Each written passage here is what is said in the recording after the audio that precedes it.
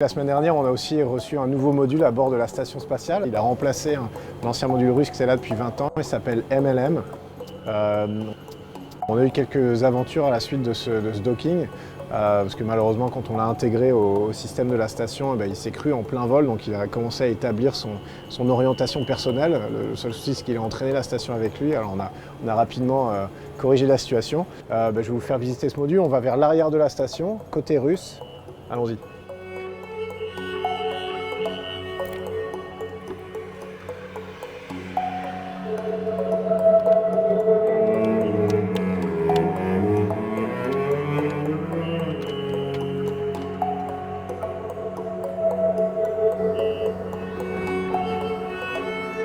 Voilà, c'est ici que ça se passe, vers le bas, vers la Terre, le module le plus récent de la station spatiale, 2020.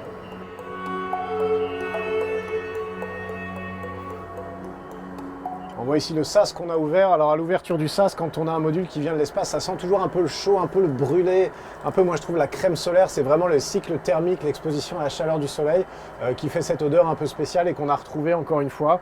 On voit ici le couloir central était plein d'équipements. En fait, nos collègues russes ont vraiment commencé à tout ranger, à tout déplacer, mais c'est pas encore tout à fait fini. Donc on va faire attention.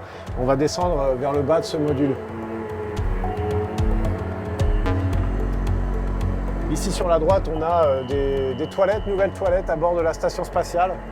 Ce sera notre troisième toilette. Alors ça a l'air d'être un détail comme ça, mais c'est quelque chose auquel il faut penser quand on est dans l'espace et avec l'augmentation des équipages à bord de la station spatiale. Voilà, il a fallu trouver des solutions, ça en fait partie. On est passé de 3 à 6 à 7 et bientôt peut-être encore plus de membres d'équipage. Ici, beaucoup d'équipements qui seront des équipements scientifiques, des équipements de recherche un peu à droite et à gauche. On va aussi avoir une station de pilotage du bras robotique européen qui lui se trouve à l'extérieur d'MLM. Et cette station de pilotage, elle va se trouver ici, elle n'est pas encore tout à fait complète. Ici, c'est une station de ce que les Russes appellent kayuta, donc une cabine en fait pour un membre d'équipage. Une structure rigide avec tout le confort moderne à l'intérieur et un petit hublot pour pouvoir regarder. Pour l'instant, elle est occupée par du stockage. Et puis ici, tout en bas, c'est une deuxième partie du MLM. Et ça, c'est un module qui a une forme assez ronde, en fait, qui va servir à arrimer.